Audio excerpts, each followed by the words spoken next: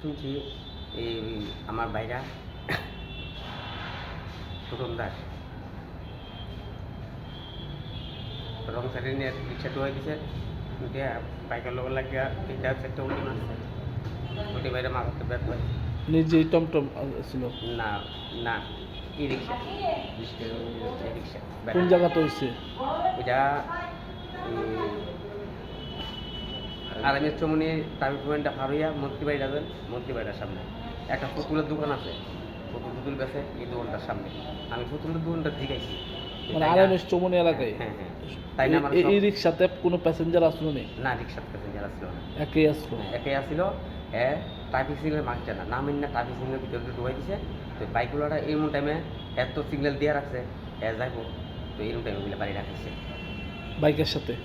আমি আজকে ওইটা খবর লইছি, আমার এইভাবে কইছে মারা গেছে কোনখানে? মারা গেছে জিবি হাসপাতাল। কি নাম? এই টোটন দাস। টোটন দাস। বয়স কত? 35। বাড়ি?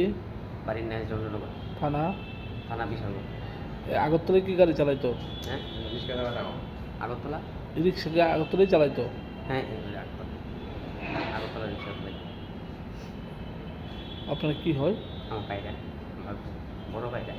যে বাইকটার সাথে ঘটনা হয়েছে বাইকটারে পাওয়া গেছে নি? না বাইকটা ওই তারা তুললা হাসপাতাল পাঠাইছে।